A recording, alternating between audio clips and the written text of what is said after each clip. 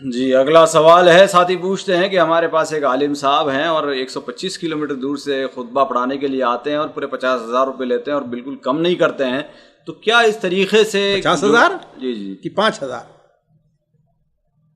5 تو کوئی اہمیت ہی نہیں ہے، پاکستان 5 تو ایک اعوذ باللہ اعوذ باللہ اعوذ باللہ 50 اگر لیتے ہیں، اور کیا اس طریقے سے کوئی بھی ریٹ فکس کیا جا سکتا ہے؟ یہ میرے نزدیک یہ رشوت ہے، اللہ تعالیٰ کے نزدیک وہ اس کے جواب دہ ہوں گے۔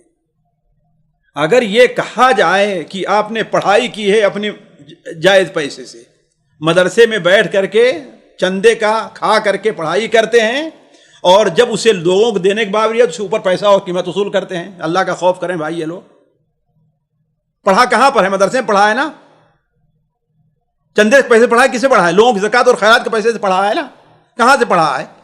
فیس اگر دے کے کوئی پڑھا، کتنے لوگ ہیں آپ ذرا دیکھیں، کتنے لوگ ہوں گے؟ کوئی نکلے گا؟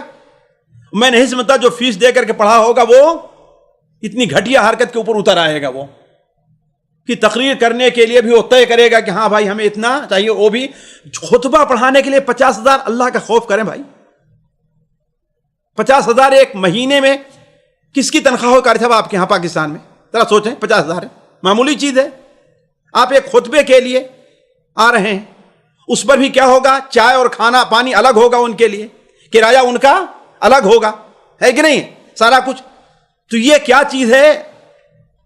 اللہ کے دین کو بیچنا ہے۔ اسی لیے اللہ تبارک و تعالیٰ نے اب ان لوگوں کی آواز میں لوگ تقریر میں کوئی اثر نہیں رکھا ہے، نہ وہ اس لیے تقریر کرتا ہے کہ لوگوں پر اثر ہو، نہ لوگ اس کی تقریر اس لیے سنتے ہیں کہ ہمیں اس سے کوئی عمل کرنا ہے۔ تو علی کل حال یہ چیز قطعاً ناجائز ہے۔ ہر علاقے والا آپ آتے ہیں، ٹھیک ہے، آپ کے پاس معیشت کوئی ذریعہ نہیں ہے، جیسے ہم نے اپنے پرانے علماء کو دیکھا ہے، جلسے وغیرہ بلائے جاتے تھے، جو جتنا جس دیتے تھا ان کو لے لیتے تھے، کچھ شرط نہیں لگاتے تھے، کچھ طے نہیں کرتے تھے، نہ کسی پر کوئی کبھی ناراضگی کا اظہار کیا ہے انہوں نے۔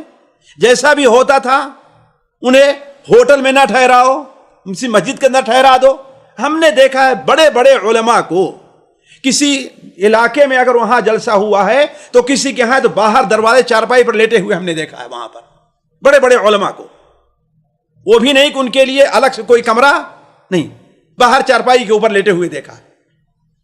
تو اسی لیے اللہ تعالیٰ نے ان کے زبانوں میں یہ تاثیر دی تھی، اور اس کی وجہ سے ہمارا مذہب پھیلتا رہا ہے۔ علی کل حال یہ چیز قطعاً جائز نہیں ہے۔ اگر کوئی کرتا ہے تو اس کے لیے بہت کچھ ہو سکتا ہے، جواز صورت کوئی کہہ سکتا ہے تو اجرت المثل ہونا چاہیے۔ اتنا ڈاکٹر بھی نہیں لے گا ہمارے خیال سے، اسپیشلی ڈاکٹر نہیں لے گا کہ ہاں اتنی دور سے آئے اور جو ہے 50,000 لے لے، ہے کہ نہیں؟ اجرت المثل کیا ہے؟ یعنی آپ جو مولوی ہیں، ایک مولوی مدرسے میں پڑھاتا ہے، اس کی ایک دن کی تنخواہ کتنی ہوتی ہے اس کے لحاظ سے لے لیجیے بھائی، آپ ڈبل لے لیجیے۔ لیکن 50,000 کا ہلکا، میں تو میرا دماغ تو 5,000 کا نہیں قبول کر رہا تھا، آپ کہہ رہے ہیں 50,000 ہے، اس میں لکھا ہوا ہے۔ میں تو 5,000 قبول نہیں کرنا چاہتا تھا کہ ہاں بھائی کوئی خطبہ دینے کے لیے نماز پڑھا 5,000 کا مطالبہ کرے گا، یہ تو تجارت ہو گئی ہے۔ سامعین کرام، ہمارے علمی اور عوامی دروس اور سوال و جواب کی مجلسوں سے آپ خود بھی مستفید ہوں اور اپنے دوست و احباب کے ساتھ بھی شیئر کریں۔ عین ممکن ہے کہ آپ کے شیئر سے کسی کی اصلاح اور آپ کے لیے صدقہ جاریہ بن جائے۔ واٹس ایپ پر اسلامک میسج حاصل کرنے کے لیے نمبر نوٹ فرمائیں: یعقوب عزیز 00966 5089 59707۔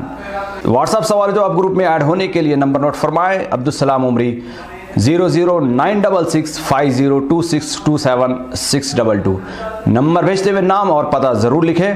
اسی طرح ہمارے یوٹیوب چینل اسلامی دعویٰ کو ضرور سبسکرائب کریں تاکہ ہماری ہر نئی اور اہم ویڈیو کی اطلاع آپ کو فوری حاصل ہو جائے۔